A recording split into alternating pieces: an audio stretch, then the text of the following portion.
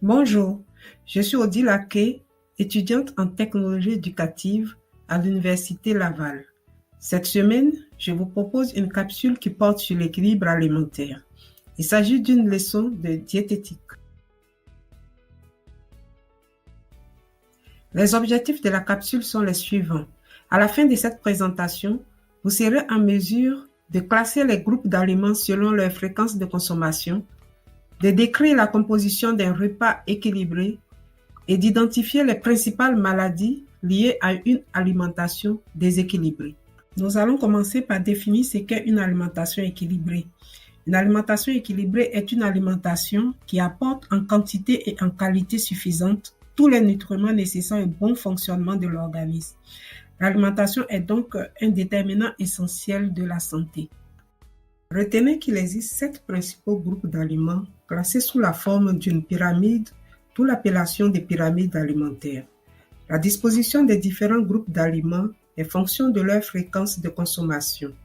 Ainsi, on a de la base vers le sommet, les boissons, surtout l'eau à consommer à volonté, les céréales d'excellentes sources d'énergie, les légumes et fruits apportent vitamines et sels minéraux, les produits laitiers sont de bonnes sources de calcium, les viandes et poissons apportent du fer, les matières grasses et les produits sucrés dont il faut limiter la consommation.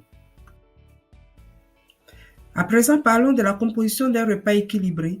Un repas équilibré est constitué de 4 portions de glucides dont les fruits et légumes crus et cuits, des céréales ou féculents et des produits sucrés facultatifs, de 2 portions de protéines lactées et non lactées et d'une portion de lipides. Nous terminons la capsule par les conséquences d'une alimentation déséquilibrée sur la santé. En termes de maladies par carence, les plus fréquentes sont la dénutrition, l'anémie, le goitre, la cécité, la constipation et certains cancers digestifs et la fragilité des os et des dents. En ce qui concerne les maladies par excès d'apport de nutriments, les plus répandues sont le surpoids, l'obésité, le diabète, l'hypercholestérolémie, l'hypertension artérielle, certains cancers et les maladies cardiovasculaires. En conclusion, retenez qu'une alimentation équilibrée associée à une activité physique régulière sont à privilégier afin d'avoir un bon état nutritionnel et éviter la survenue de certaines affections chroniques et graves. Nous voilà au terme de notre présentation. Je vous remercie d'avoir visualisé la capsule et vous dis à la semaine prochaine.